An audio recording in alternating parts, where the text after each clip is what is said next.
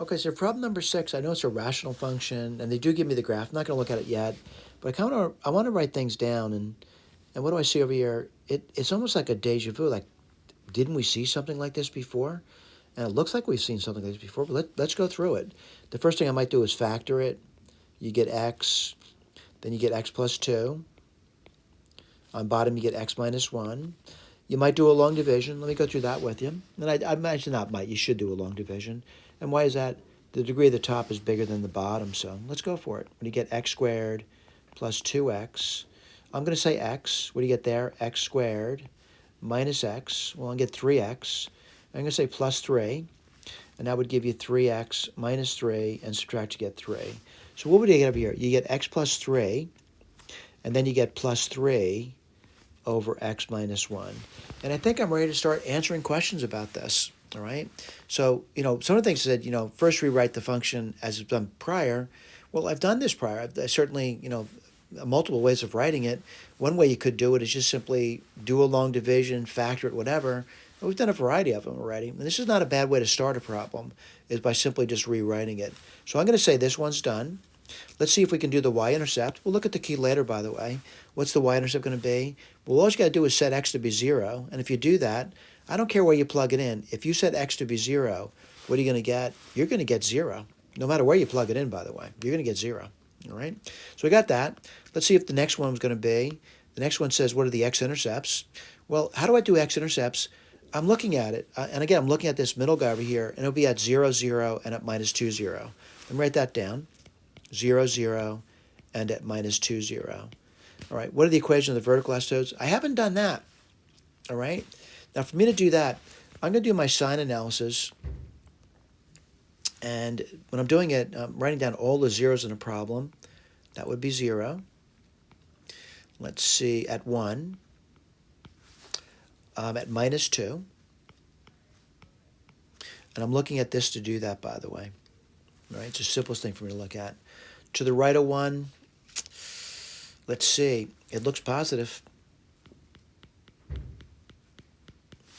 Between 0 and 1, right? Between 0 and 1, what would you get? Let's see, the top would be positive, and the bottom would be negative. That's done. Let's go between minus 2 and 0. Pick minus 1. You get negative over negative, which is positive. Don't be alarmed.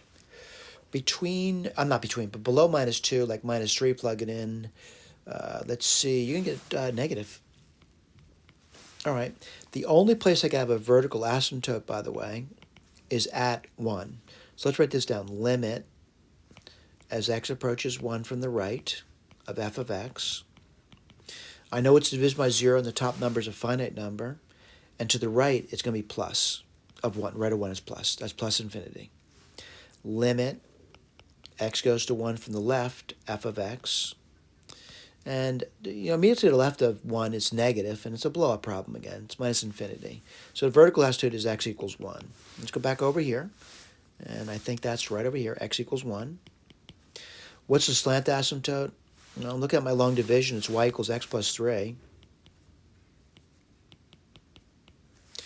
What's the domain of f? Well, looking at it, there's only one problem. It's division by 0. It's a 1. So it's going to be all the real numbers, but x can't be 1. Now, by the way, the range is, I'm going to say, at this level of the game, too difficult to do. Too difficult. Someone says, why is that? Well, I'm looking at these things over here, and although I could approximate these things, I really don't know what these things are. Not at this point. You're going to need a little bit more advanced mathematics to get that. But right now I'm going to say there's a band of numbers missing. All right, now, granted, you might say to yourself, well, you know what, I'm going to ballpark it. You could. You could ballpark that. You might say, oh, that's about 0.5 there. Yeah, it's not a bad ballpark. And what's over here? Let's take a look at it. I'm going to say 7.5. So what I'm going to say, basically minus infinity. I'm just looking at a picture, by the way. I'm going to say it looks like it goes up to 0.5. By the way, this is approximate. I can't do better than that. Union, and it appears to start up at about 7.5 to infinity. All right, I can't get beyond that. The picture's given to me, but I can't get beyond that. So let's say I got that part done. And what I want to do is go back over it and see if I got all the stuff that I said I was going to do. Now, certainly, I'm going to see, did I get this stuff over here? Within memory, I can remember doing that, but maybe not completely. Yeah, I got that. Not bad. All right. Was I able to get the B? And I think I did that. Let me see B, if I write that down for you. Yeah, we did that. We got that.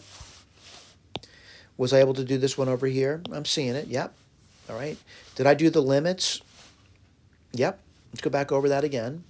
So we did the left and right, by the way. I got those written down. We did those. All right. Vertical asymptote. I said it was 1. We did that. All right.